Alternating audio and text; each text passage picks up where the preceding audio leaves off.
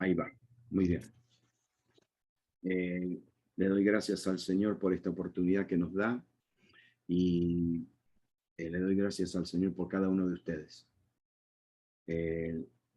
Señor, satisface el hambre, el deseo, la sed que cada uno de mis hermanos, que cada uno de nosotros tenemos en esta noche en el nombre de Jesús. Danos la porción que necesitamos para tu honra y para tu gloria. Amén. Hebreos capítulo 9. Hebreos capítulo 9, comenzando del versículo 1 y el 2, dice, ahora bien, aún el primer pacto tenía ordenanzas.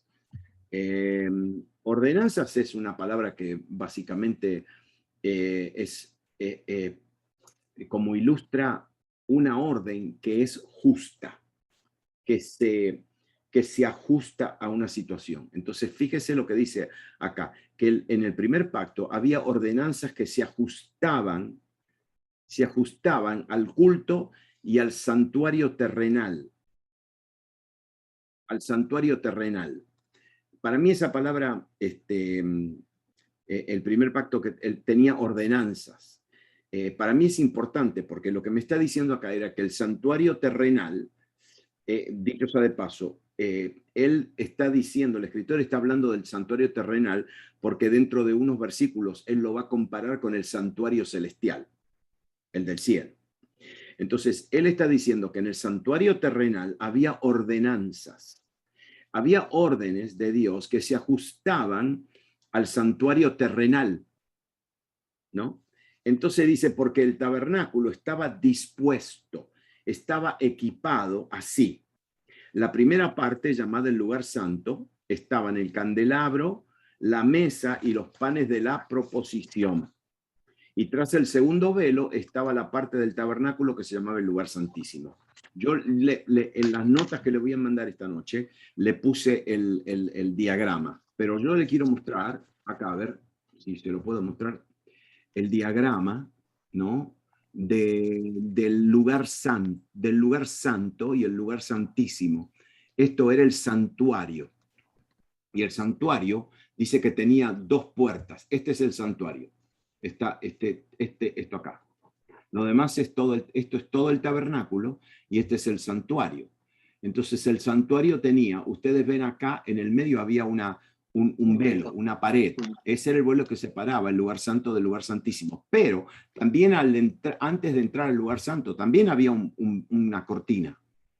Había un velo, ¿no? Entonces en la parte del lugar santo estaba el candelabro, el candelero con siete brazos, estaban los panes de la mesa con los panes de la proposición y estaba el altar de incienso. Después estaba la pared que separaba con el velo en el medio y al otro lado estaba el arca del pacto. Esto está en las notas que le voy a mandar. El santuario, dicho eso de paso, entre el patio exterior y el santuario también había un muro, también había una pared. Así que había una pared para entrar al santuario, había una pared para entrar al lugar santo y había un velo para entrar al lugar santísimo. Eran muchas divisiones, porque había que calificar para entrar, ¿no? Entonces, era como toda una separación y habían órdenes muy estrictas. Por ejemplo, el lugar santo, en el lugar santo, el sacerdote, al sacerdote que le tocaba el turno, si ustedes se acuerdan del papá de Juan el Bautista, que le tocó el turno, ellos tenían que entrar 2 veces por día, a la mañana y a la tarde, a llenar las copitas del candelero con aceite, porque ese fuego no se podía apagar. Ese fuego no se podía apagar. Tenía que estar continuamente encendido 24 horas al día, 7 días a la semana.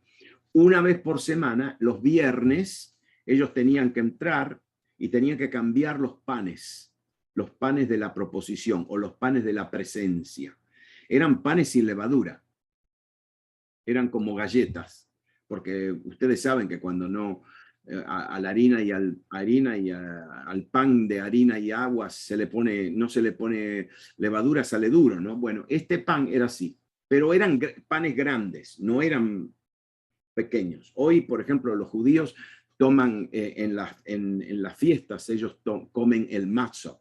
El matzah es como una galleta, pero es muy finita y no es tan grande. Estos panes eran grandes y tenían que poner 12. Todos los viernes tenían que poner panes frescos y lo tenían que dejar una semana. Ahí, una semana.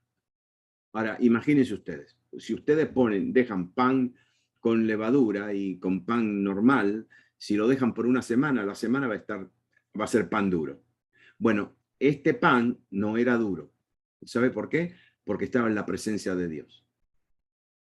Entonces tenía que estar bajo la luz y bajo la presencia manifestada de Dios en el lugar santo. Y escúchenme bien, y todos los viernes cuando sacaban los 12 panes que habían estado ahí una semana, los levitas comían de ese pan. Comían de ese pan. Por eso nunca se enfermaban. No se enfermaban. ¿Por qué? Porque comían ese pan. Símbolo de la Santa Cena que nosotros tomamos. En la Santa Cena, la comunión, hay también sanidad, ¿no? Pero ellos comían ese pan, pero solamente los levitas. Hubo uno que se le dio permiso para comer ese pan y fue David. David comió de los panes consagrados. También estaba el altar del incienso. El altar del incienso es una enseñanza poderosa. A lo mejor después de, no sé, a lo mejor le enseño, porque el altar del incienso era como una caja, tenía como un balde de metal adentro, un balde, como un balde de metal, y ahí había carbón encendido. Y el carbón tenía que estar encendido continuamente. Entonces el sacerdote tenía que entrar y tenía que poner incienso sobre el altar, sobre el carbón encendido. Cuando ese incienso tocaba el carbón, se quemaba y salía humo. Ahora, el humo del incienso no era incienso. El humo el incienso que se ponía sobre el altar tenía 5 ingredientes. Tenía incienso, sí, y cada uno tiene un significado, dicho sea de paso. Por ejemplo, el incienso huele bien, huele muy bien, pero es amargo a la boca. ¿Se acuerdan ustedes cuando el profeta dice que Dios le dijo que se coma el rollo, la palabra, el pan? Dice que era dulce, claro, era dulce, pero cuando se lo comió era amargo, ¿no? Entonces, son todos símbolos. Por ejemplo, el incienso que se ponía ahí tenía sal. ¿Mm? Tenía varios ingredientes y cada uno tiene un significado, porque lo que se le ofrecía a Dios tenía que ser, le voy a decir más, tenía que ser el perfume y el aroma que a él le gustaba. Entonces, Dios, dice, esto es lo que me gusta a mí. Y cada ingrediente tiene un significado. Después se lo voy a mostrar. Entonces dice que en ese santuario, dice, estaba el altar de oro del incienso y el arca del pacto, toda recubierta de oro. Dentro del arca había una urna de oro que contenía el maná, la vara de Aarón y que había retoñado y las tablas del pacto. Okay. Aquí yo no lo quiero complicar esto, pero el altar de oro, el altar de incienso, no estaba dentro del lugar santísimo, pero entraba al lugar santísimo con el sacerdote.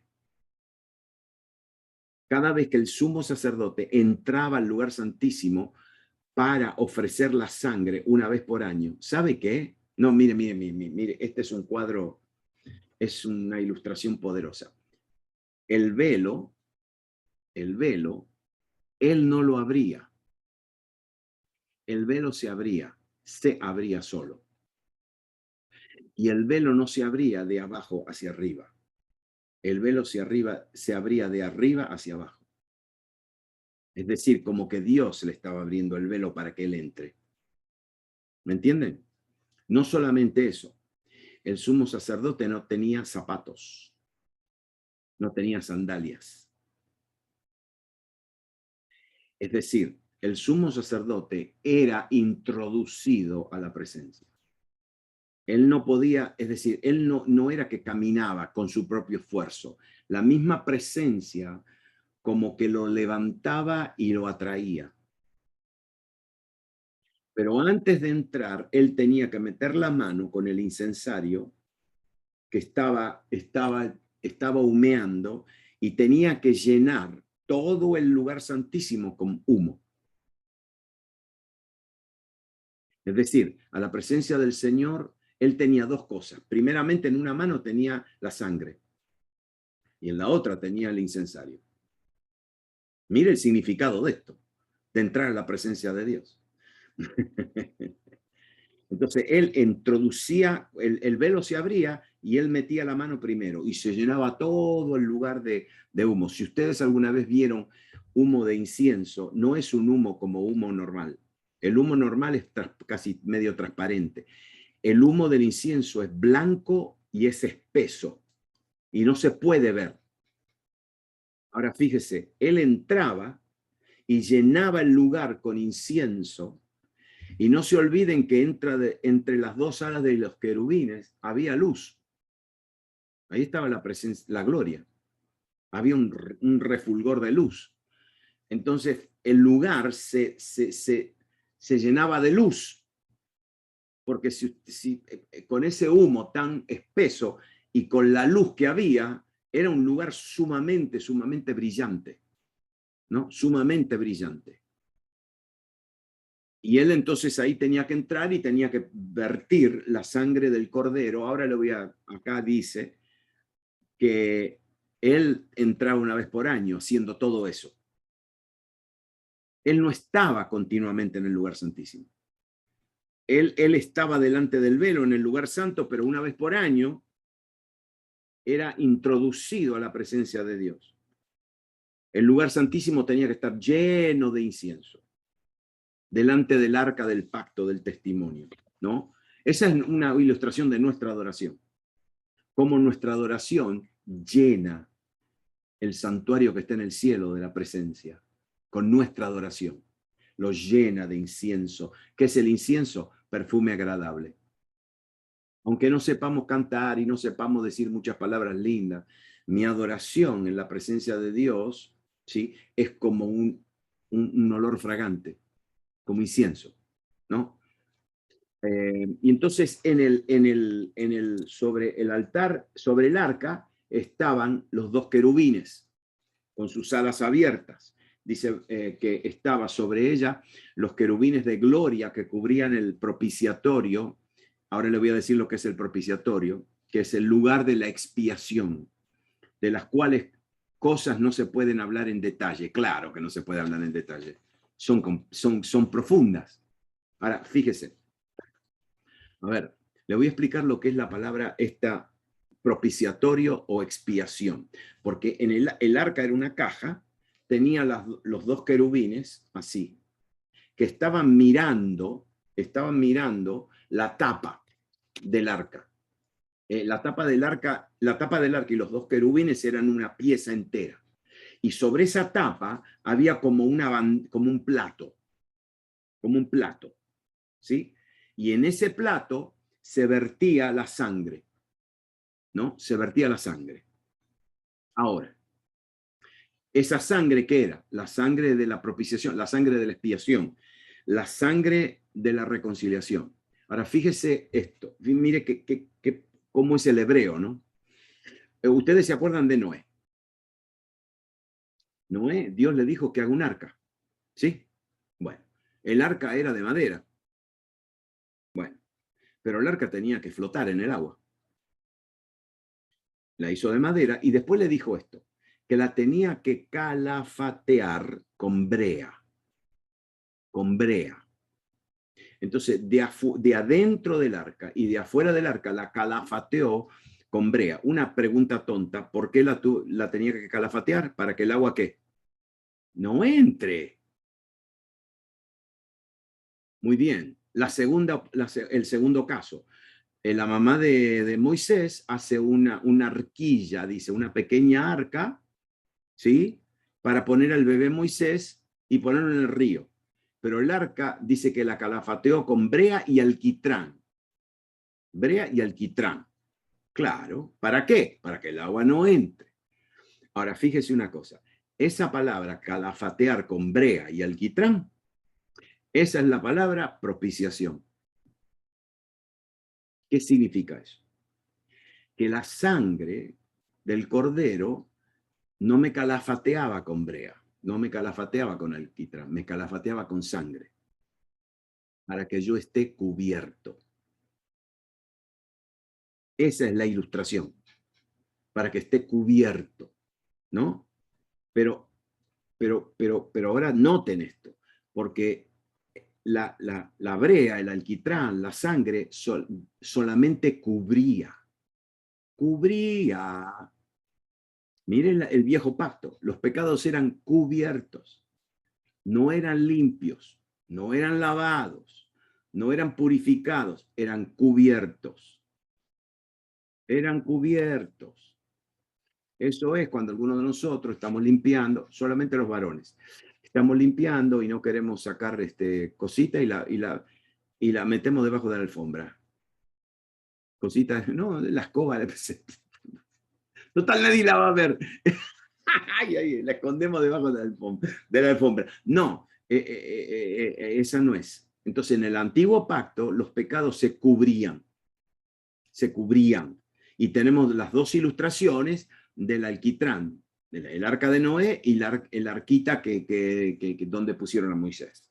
Entonces, ese propiciatorio, fíjese una cosa, ese propiciatorio, ese lugar donde se calafateaba, ¿no? Con sangre de un animal, ¿sabe cómo se llamaba? El trono de misericordia. Ya está, ya uno entiende. Es que Dios cubría los pecados del pueblo de Israel porque por su pura ¿qué? Por su pura misericordia. Romanos 3, 25 dice, este es el nuevo pacto, a quien Dios puso como propiciación por medio de la fe en su sangre para manifestar su justicia a causa de haber pasado por alto en paciencia los pecados pasados. Entonces nosotros ya sabemos que en el propiciatorio que está en el cielo, no el que está en la tierra, se puso la sangre, Jesucristo puso su sangre no para cubrir, ¿no? No para cubrir, es para limpiar. Ok. Propiciación. La palabra propiciación o la palabra expiación es una palabra que significa ofrecer algo para aplacar la ira, para aplacar, porque la palabra es aplacar, para reconciliación. Es algo que remueve lo que se interponía a la comunión entre alguien. Se rompió la comunión, se cortó la comunión, entonces se traía una ofrenda, se traía un sacrificio para para aplacar, ¿no? Se cuenta una historia, bueno, no la voy a contar, pero ustedes búsquenla, el niño de la reconciliación. Misioneros fueron a Papúa, Nueva Guinea, y había dos tribus que se estaban peleando por muchos años, y ahí se derramó mucha sangre. Entonces un jefe, esta es una historia verídica, dicho sea de paso, el jefe lo que hizo fue le entregó a la otra tribu enemiga a su hijito para que se vaya a vivir con ellos. Ajá, sí. Y se lo dio para aplacar. Sí, él sacrificó a su propio hijito para obtener la paz. ¿No? Eso no es nada, porque Dios dio a su hijo para ser sacrificado. Bueno, entonces fíjese algo, fíjese. Otra cosa más. En el arca del pacto estaba la tapa con el propiciatorio donde se aplacaba el pecado, donde se cubría el pecado. Pero mire lo que había dentro del arca. Mire lo que había. Estaba la vara de Aarón, que reverdeció, estaba el maná, y después estaba las tablas de la ley. Ok, espérese. Las tablas que había dentro del arca no eran las tablas, las primeras, porque no se olviden que la primera tabla la escribió Dios con su dedo. Pero Moisés se bajó del monte, vio a la gente que estaba idolatrando y, bueno, y fiestando, ¿y qué hizo? Las rompió. Entonces Dios le dijo, está bien, rompiste la que yo escribí, ahora te volvés arriba y escribíla otra vez de nuevo. Y las dos tablas que fueron puestas dentro del arca eran las tablas, la segunda tabla. Ahora, mire lo que el propiciatorio cubría, porque era la tapa del arca. Mire lo que cubría. Primeramente cubría la vara de Aarón que había reverdecido. ¿Qué significa eso? Y eso significa que el pueblo de Israel, que había tribus que le vinieron a Moisés y le dijeron, ¿y por qué nosotros no tenemos que someter a tu hermano? ¿Por qué él es el que tiene que ser el portavoz de la voz de Dios? Nosotros también podemos escuchar la voz de Dios y nosotros también podemos ministrar. ¿Por qué tiene que ser tu hermano, Moisés? Y se rebelaron y se pelearon, discutieron, no quisieron, someterse a la autoridad espiritual que Dios había establecido, Moisés y Aarón. ¿Sí? Y entonces, ¿qué pasa? Ustedes saben, ¿se acuerdan? Moisés dijo, está bien, tomen 12 varas, tráiganla acá, déjenla en la presencia de Dios, y la vara que reverdece eran varas que ya estaban cortadas. La vara que milagrosamente reverdece esa tribu, y esa fue la tribu de Leví, era la vara de Aarón que reverdeció. Entonces, fíjense lo que la sangre cubría. La sangre cubría la rebelión de la nación de Israel, que se rebelaron en contra de las autoridades que Dios puso en Israel. Número uno. Número dos, ¿qué cubría? El maná. ¿Y por qué cubría el maná? Le voy a decir por qué. Porque la mañana en que cayó el maná del cielo, ellos salieron de sus tiendas y había maná por todos lados. Había una cosa que estaba en el piso, ¿sí? Y ellos la levantaron así, la miraron, ¿y sabe lo que dijeron? Dijeron, manjá. Manjá en hebreo. Manjá. Manjá significa, ¿y esto qué es? ¿Y esto qué es?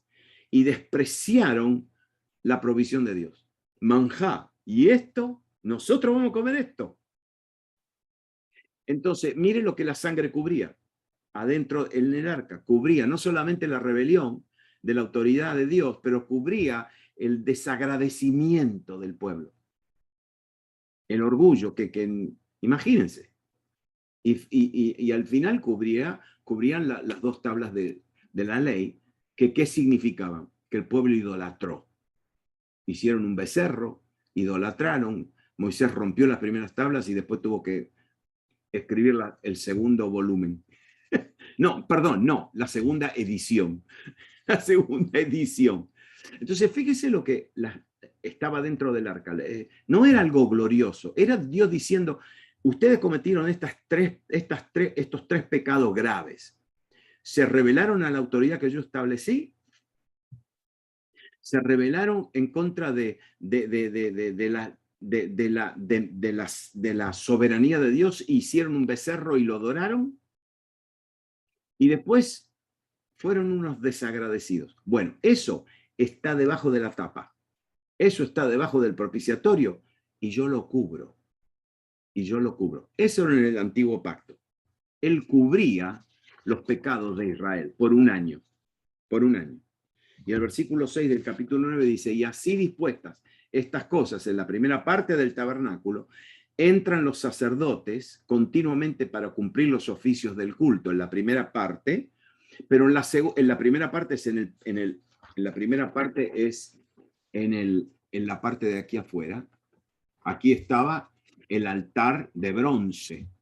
El altar de bronce era un altar grande donde había fuego continuo y ahí era una matanza de animales y ahí era sangre y piel y pelo por todos lados, porque tenían que cortarlo y tenían que ponerlo sobre el altar. Y después estaba el lavacro, que era donde los sacerdotes se tenían que ir a lavar de toda la sangre y la suciedad y el humo que habían, ¿no? Que habían, se les había pegado, y ahí entonces tenían que lavarse.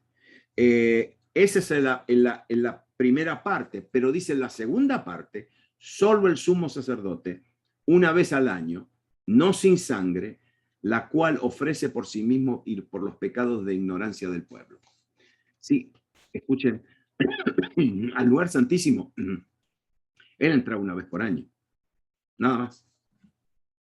Levítico 16, esta es la Torá.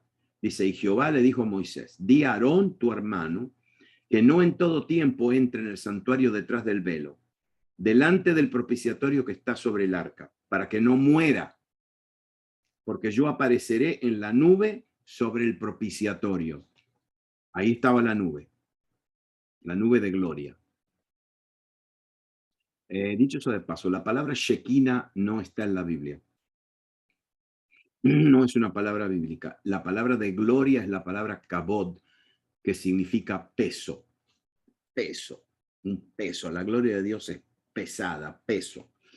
Y dice, el versículo 34 del Levítico 16 dice, y esto tendréis como estatuto perpetuo para hacer expiación una vez al año por todos los pecados de Israel, y Moisés lo hizo como Jehová mandó. Ese día entraba por lo menos 3 veces el sumo sacerdote, 3 veces. Primero con el incienso, tenía que meter el incienso y llenarlo. Luego tenía que traer la sangre de un buey, de un toro, de un buey, que expía por sus propios pecados y los de su casa. Esa es la segunda ofrenda. Y después tenía que entrar con la sangre del cordero por los pecados de todo el pueblo. No, tenía que entrar 3 veces el hombre. Y que créame, no entraba con alegría y gozo, entraba con miedo, con temor.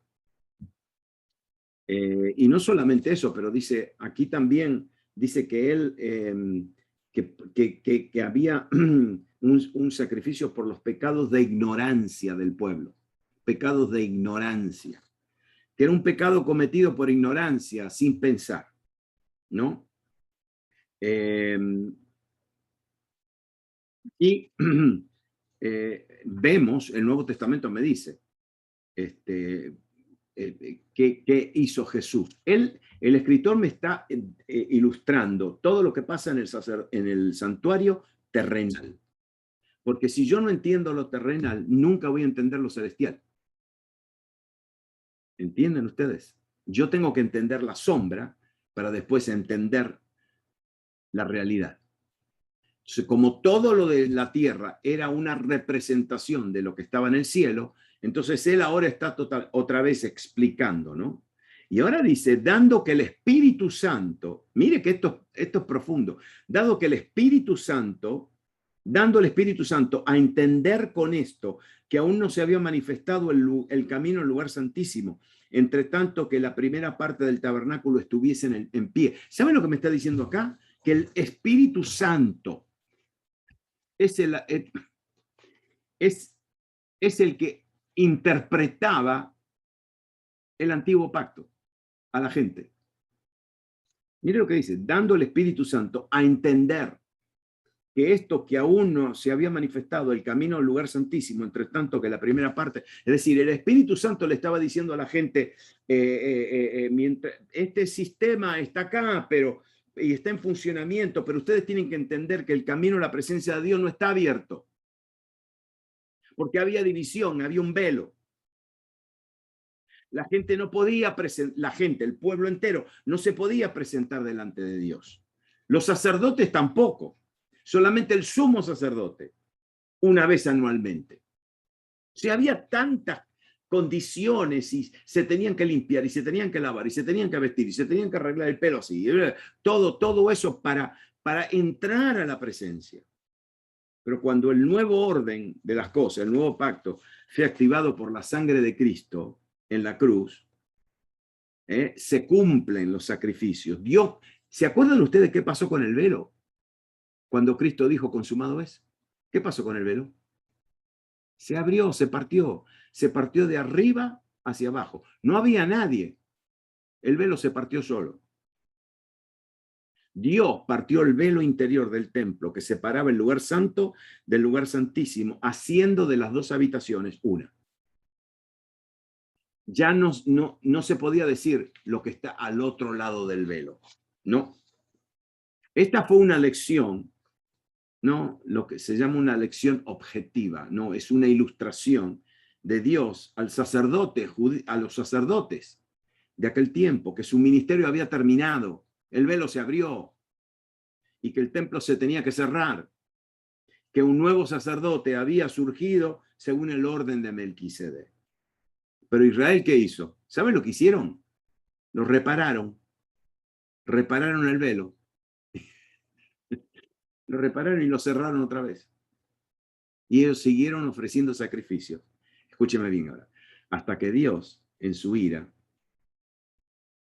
envía a Roma, al Imperio Romano, en el año 70, para destruir a la ciudad de Jerusalén, dispersar a su pueblo escogido hasta los confines de la tierra del Imperio Romano, y el templo no quedó piedra sobre piedra.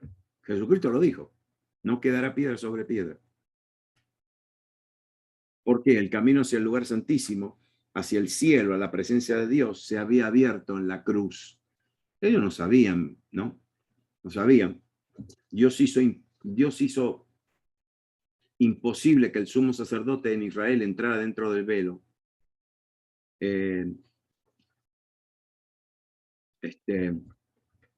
Una vez, creo que en uno de los viajes que hice a Israel, todos los cristianos, ¿no? Todos son tan románticos con todo lo que tiene que ver con Israel, ¿no? Porque se ve el dolor. ¿Usted sabe qué dolor tiene el pueblo judío, especialmente el religioso, que tiene que ir al muro de los lamentos, sabiendo que ese muro, al otro lado de ese muro, estaba el templo? Pero ¿sabe qué dolor tienen al entender que en el mismo lugar donde estaba el templo está la mezquita de Omar, donde se invoca el nombre de otro Dios? Es un dolor. Y ellos entonces van ahí al muro y lloran y lloran y oran y oran y oran y le están pidiendo, y ellos quieren edificar otra vez el templo. Y los cristianos, ay, ay, ay, Señor mío. Y los cristianos, ¿qué hacen? Y van y oran con ellos. Y piden, Señor, el día que los judíos llegan a levantar el templo, edificar un templo, van a seguir matando corderitos. Y eso es una abominación. El que derrama sangre de un animal, cuando ya el Cordero de Dios ha derramado su sangre, eso es pisotear la sangre de Cristo. Pero ahí están todos los cristianos. Ay, que los judíos, que Israel tenga su templo, que Israel. No, que no tengan templo. ¿Para qué? Para seguir matando animalitos. ¿Por qué? Porque cuando el sumo sacerdote entró en el santuario del cielo, el santuario terrenal iba a ser algo del pasado. Tenía que ser algo del pasado. Y mira el versículo 9, dice, lo cual es símbolo. ¿Sabe qué palabra es la palabra símbolo? Parábola. Una parábola. La parábola era una ilustración terrenal con un significado celestial, ¿no? Entonces dice, ese tabernáculo era una parábola para el tiempo presente, según el cual se presentan ofrendas y sacrificios que no pueden hacer perfecto, no pueden completar en cuanto a la conciencia. ¿Por qué? Porque ningún sacrificio animal le cambia la conciencia a nadie. Seguían haciendo lo que siguen haciendo.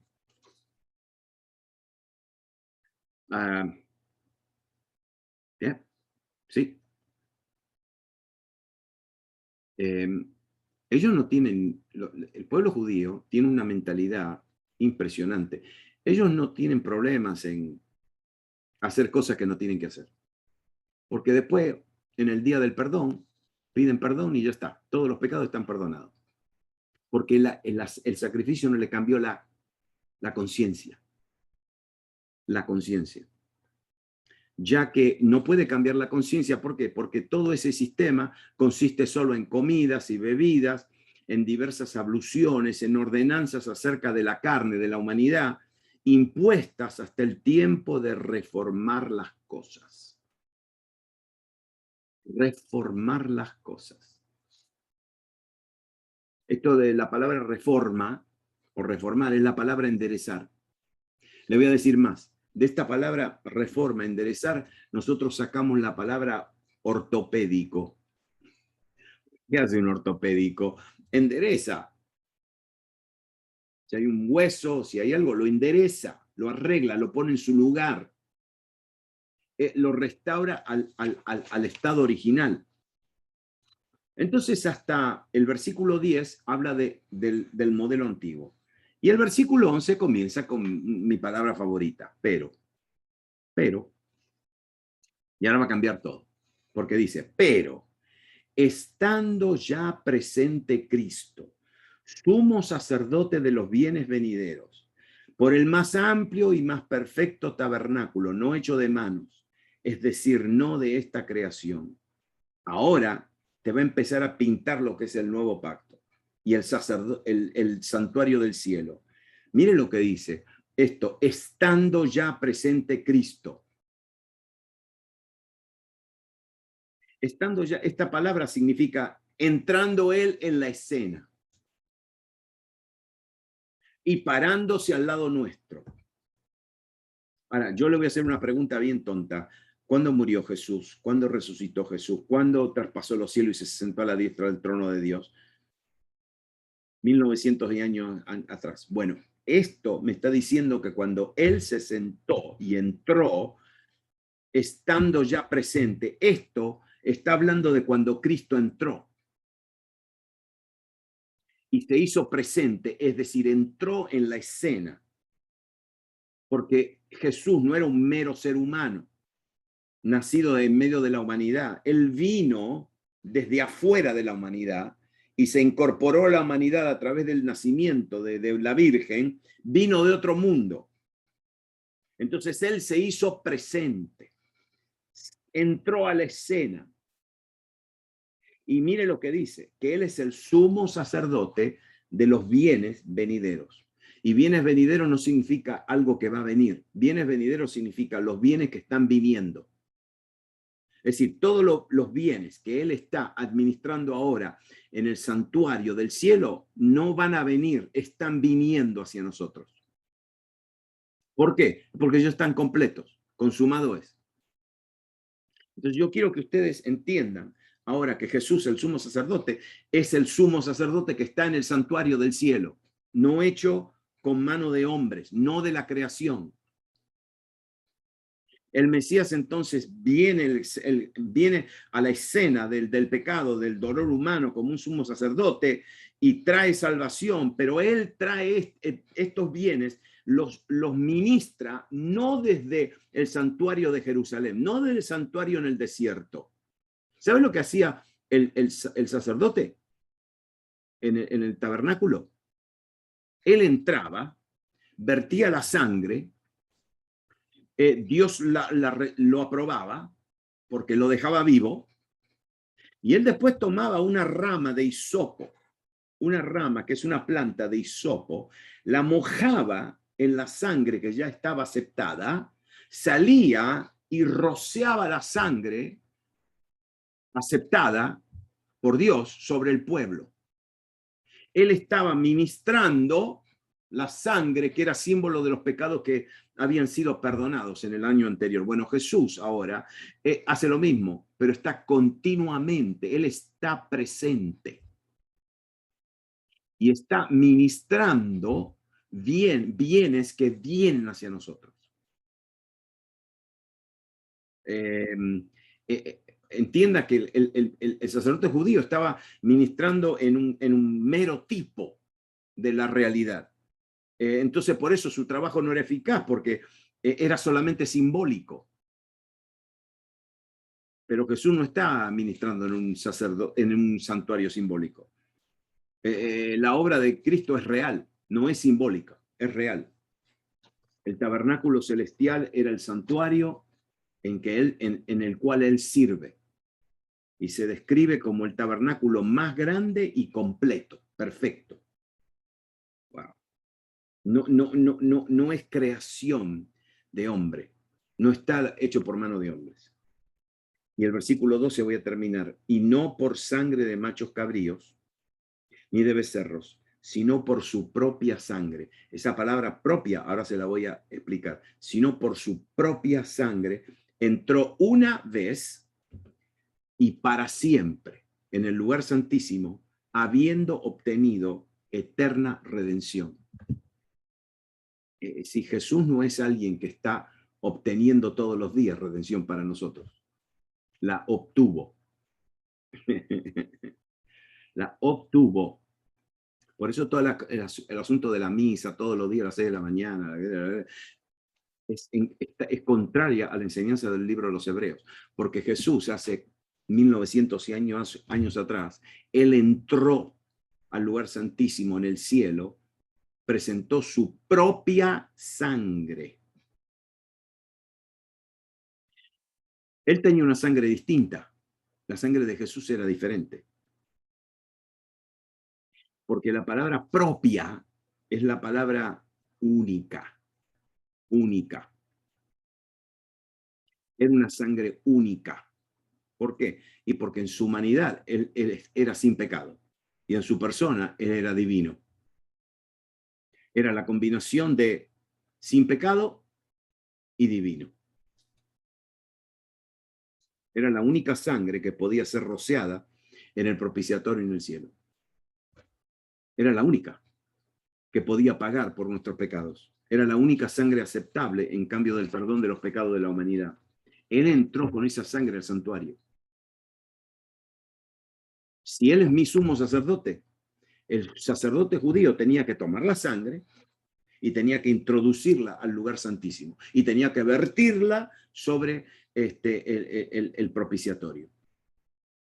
Bueno, si Jesús es mi sumo sacerdote, tuvo que hacer lo mismo. ¿Y qué tuvo que hacer? Tomar su sangre, su propia única sangre distinta. La tuvo que tomar gotita por gotita,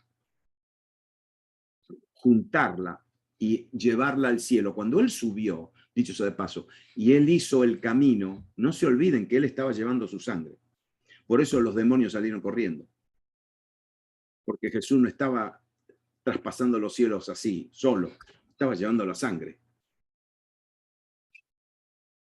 Y cuando él traspasó los cielos, dice que él abrió un camino vivo, un camino viviente. ¿Sabe por qué era viviente? Porque estaba pasando la sangre. Y cuando él pone esa sangre en el propiciatorio, dice que él obtuvo porque él entró una vez para siempre. No es que una vez solamente. Y no solamente eso, que él obtuvo redención. Pero mire lo que dice. Él obtuvo la redención eterna. Eterna. ¿Sabe lo que significa eso? Nuestra salvación es eterna. Yo no sé lo que significa eso para usted, pero para mí, mire la palabra redención. La palabra redención es la palabra rescate. ¿Y qué es rescate? Y bueno, si hay una persona que está raptada, los que raptan a una persona piden una cantidad de dinero. Si me dan tanto, yo lo libero. Un esclavo que quiere su redención, su libertad, tiene que pagar. Bueno, la palabra redención significa que Jesús obtuvo redención. Si la sangre de él fue el pago por nuestra salvación, el pago por nuestra liberación. Y todos aquellos que creen, que ponen su fe en el sacrificio completo y terminado, completo, entonces esos que ponen su fe en el completo sacrificio de Cristo son salvos por la fe. Él pagó. Él fue la redención. Él fue el pago. No se olviden lo que dice la Biblia. La paga del pecado es ¿la qué? ¿Y quién murió? Él murió. Él pagó el precio. La paga del pecado es la muerte. Alguien tenía que morir. Murió él. Ahora, miren esto. La libertad, la liberación, la salvación, no es salir bajo fianza. Es salir totalmente libre.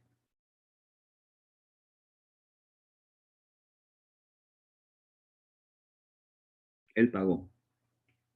Yo no sé si, por eso el Espíritu Santo es el que le quería mostrar a Israel esto, pero ellos no lo escucharon. Y el Espíritu Santo quiere hacer lo mismo con nosotros. Que cada vez que nosotros adoremos a Jesús, pensemos en Jesús.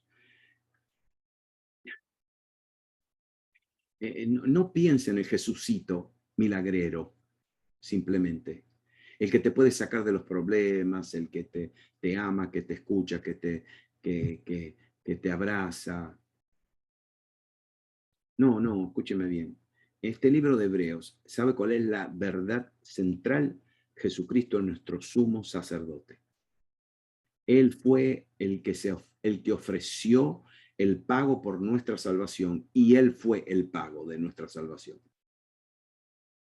Y acá en este capítulo 9, Él concluye todo, te pinta el cuadro de lo que estaba pasando en el santuario, en el tabernáculo, en el santuario del tabernáculo, no solamente en el desierto, pero después en el de Salomón. Él te pinta ese cuadro y ahora te dice, eso se terminó, eso no beneficiaba a nadie, no cambiaba a nadie. Ahora viene el mejor sacrificio, el del sumo sacerdote. Si hay algo que nosotros estamos aprendiendo, yo, no sé, estoy aprendiendo y es un enfoque de este libro. El enfoque de este libro es, si ustedes, por ejemplo, leen Efesios y Colosenses y Filipenses, el enfoque de Pablo es en el señorío de Jesús. Jesucristo es el Señor. El enfoque del libro a los Hebreos es Jesucristo es nuestro sumo sacerdote. Y Él está presente, se hizo presente en el lugar santísimo del cielo y obtuvo tiempo pasado y obtuvo eterna redención y entró una vez para siempre. No lo metamos y saquemos Jesús. Él no sale y entra, Él ya lo hizo una vez. Él lo hizo una vez. Y ahora nos dice, acerquémonos. ¿Entienden ahora el versículo? Acerquémonos al trono de la gracia y encontraremos oportuno socorro, el trono de la misericordia. ¿Sabe lo que está diciendo? Acérquense al propiciatorio. Lo último que le quiero decir, entiendan, el libro de los Hebreos está escrito en el idioma griego. Idioma griego. Ese era el idioma que todo el mundo hablaba en aquel tiempo, el idioma griego. Pero el que escribió el libro de los Hebreos era judío. Y le estaba escribiendo a judíos. Y entonces, muchas de las cosas que él escribe son cosas que están escritas en hebreo del Antiguo Testamento, pero ahora se la tiene que traducir al griego. Esto es como cuando una persona, aquí en Estados Unidos, nosotros continuamente hablamos un español matado. ¿Por qué? Porque estamos traduciendo muchas veces en la cabeza del inglés al español o del español al inglés y uno se da cuenta cuando una persona está en la cabeza traduciendo. Bueno, el escritor a lo que está traduciendo muchas cosas, está pensando en hebreo, pero está escribiendo en griego. Y ahora le quiero mostrar, ahora por ejemplo, cuando él dice que nos acerquemos al trono de qué.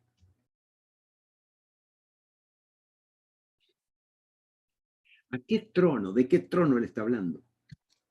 Si él no puede, él no quiere decir, no, acérquense al propiciatorio que estaba en el arca del pacto entre los dos querubines donde estaba la sangre. Él está diciendo eso, acérquense a ese trono.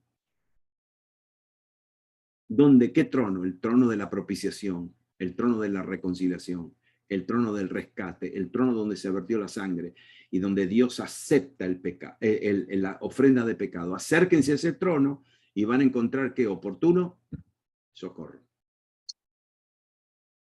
Y no van a salir calafateados, no van a salir con sus pecados cubiertos, van a salir con sus pecados perdonados. Y cuando Jesús define el perdón de pecados, no usa la palabra perdón, usa la palabra cancelar, cancelando deudas. Él cancela nuestros pecados, como que si nunca hubiéramos pecado. En ese trono de la sangre, donde hay sangre, podemos recibir el lavamiento de nuestros pecados. Aleluya. Espíritu Santo, gracias por esta enseñanza. Continúa enseñándonos a todos. Gracias por la palabra que nos guía, es lumbrera nuestro camino y nos da paz y seguridad. Gracias, Señor Jesús, por toda la eternidad. Por toda la eternidad que no tiene fin, te daremos gloria y honra y gracias por este sacrificio, por nuestra salvación. Gracias, Señor. Y amén. Muy bien.